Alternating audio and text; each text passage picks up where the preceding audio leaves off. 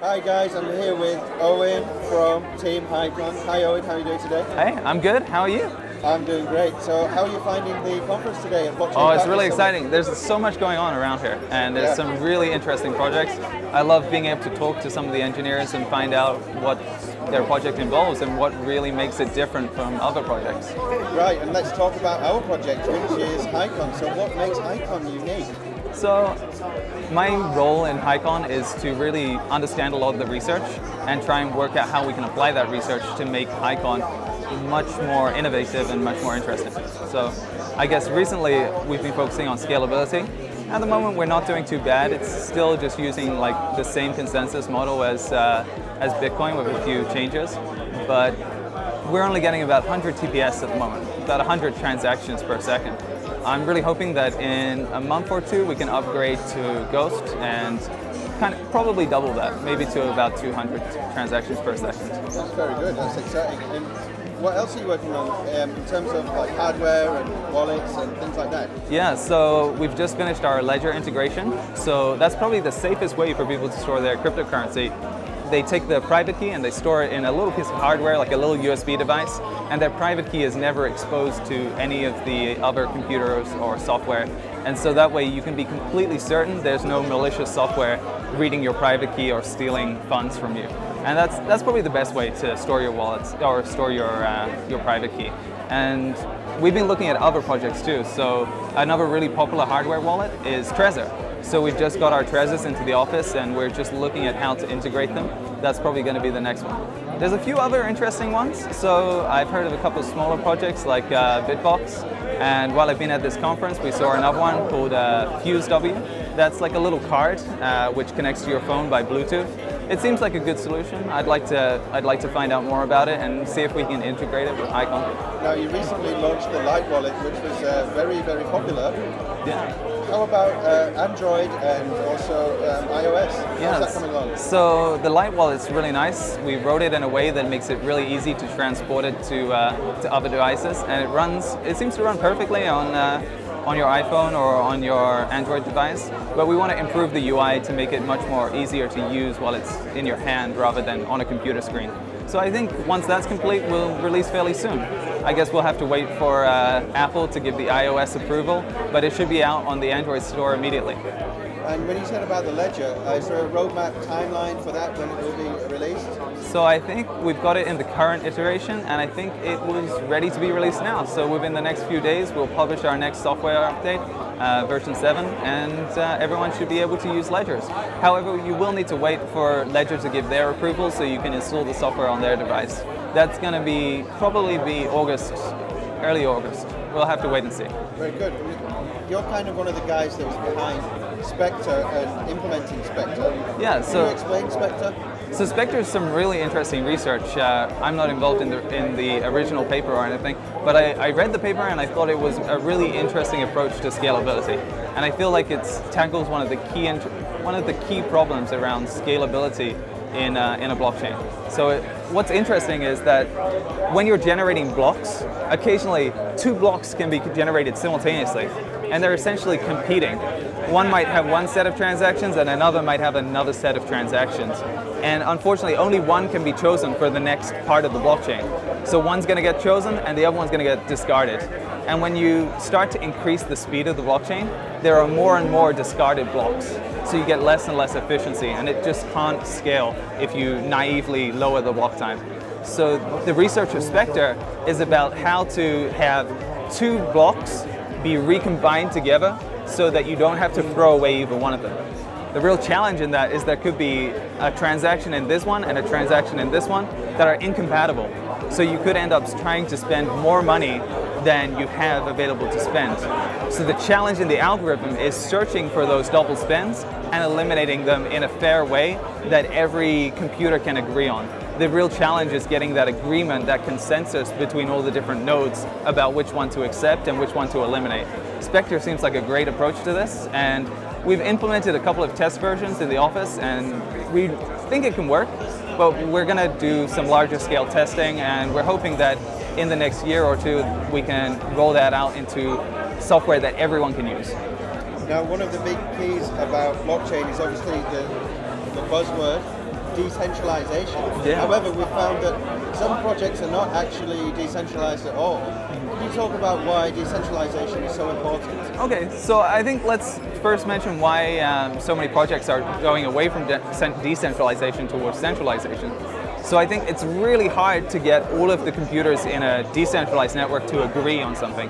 And it's much easier when you reduce the amount of computers to get a quick agreement. And so it's more centralized, but you get much faster agreement, much faster consensus. So you can have a lot more scalable solutions. You can grow to much higher volumes of transactions. The thing that I think is really important about blockchain, though, is decentralization. The reason why I think it's so important is that if we're all partaking in a consensus, if there are more people, it results in a fairer outcome. And if there's only one or two parties, then it's open to abuse. So you see platforms like YouTube or Facebook or Twitter, these are owned by one company. And if that company's CEO makes a decision that the users don't agree with, then the users have no choice but to just carry on using that platform as it is. If you don't like the new update to YouTube, well, tough, you've got to accept it. YouTube has made that decision and you've got no control over that. But in a decentralized application, then all of the users who are contributing to the control and development of the network, then they all have an ability to influence the outcome of what is happening on the network, meaning that you can get a lot more fairer decision making. I think that the key idea here is that if you look at something like a dictatorship, a few people control all the power. And for the average person, you end up with really unfair outcomes. So the best solution to that we found so far is a more democratic society where everyone can partake in the consensus. Everyone has a chance to contribute to what they think is right versus wrong. And though they may be voting selfishly, overall, I think it results in a much fairer outcome. So Hycon is a proof of work and also ASIC resistant mineable coin. Why did you decide to go down that route and not another option like proof of stake, for example? So I think in future we'd like to look at proof of stake and how to do it fairly, but I think the research is still evolving. One of the most promising pieces of research is probably from Ethereum, Casper. Casper seems like a very promising way to do proof of stake. They haven't yet decided to deploy it yet. We'll see what they do over the next few years, but there's a lot of good research there. But proof of work is proven, and that's like probably the most popular way to achieve a decentralized network at the moment. So currently, if someone wants to mine Hycon, is it possible? Yeah, so if you want to do it completely independently, you can download the software and set up your miner and mine alone. But you're probably not going to get very many rewards. You're going to probably end up waiting. Probably going to end up waiting up to a month to get just one reward. But if you want to, you can join a group. There are maybe 4 different groups at the moment who have set up mining pools. These people are collecting all their hash rate together and trying to make it so there are more regular payouts, so that each miner can get their payout more regularly. So one of the tell us about a mining pool that you are particularly involved in. So one that comes to mind is minehycon.com, easy to remember. There is Codev, there is Free Hycon, and there is HBore's pool. So there's 4 pools at the moment. I'm looking forward to seeing what other people do. I think other people are going to make some pools. I think it's really interesting. Hycon is using Kryptonite at the moment. The main reason that we decided to use that is that it's very difficult to generate a machine that mines it better than consumer hardware. So anyone can go and buy a fast CPU like an AMD Threadripper, which has lots of threads, for example, or they could buy a GPU, just consumer-grade hardware, and then they can effectively mine the cryptocurrency.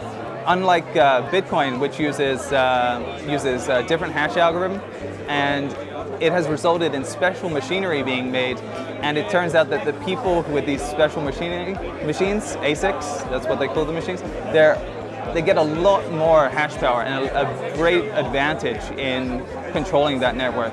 Part of trying to keep it decentralized and keep it under everyone's control was picking a hash algorithm that could be used on consumer hardware, and there wouldn't be a market for ASICs. Sadly, it seems like this is a difficult challenge, and it seems like the best way to avoid ASICs on the network is to change the hash algorithm every few months. So if you look at a coin like Monero, they modified kryptonite to try and prevent ASICs from mining Monero on their network, and this is probably the best approach that we have in the moment. We're using the same hash algorithm as kryptonite, as Monero. And you're always reading research into the blockchain space. Yeah. What new research have you read recently that has caught your eye? Oh, what research have I read recently? So recently I've been far too focused on development to really look at new papers, but there's so much coming out. I think one of the pieces that I find most interesting and most promising is Ethereum's research into sharding and Casper. This seems to be one of the more promising approaches, but they've got lots of great research. I recommend going to their forums and checking out what the conversation is about and trying to see what they're trying to do. In 1 year's time, where do you see Hycon? So I hope in a year's time we've got a lot more efficient software with a much higher throughput, and I'm really hoping that we can have the scalability grow so we can start building things on top of it. So one of the first plans that Glossopher really wants to do is a decentralized exchange, but I think as the scalability grows, we can start to build all these different types of decentralized applications. Excellent. Thank you for your time, Owen. Thank you very much. And have a great weekend. Have a good day. Partner Summit.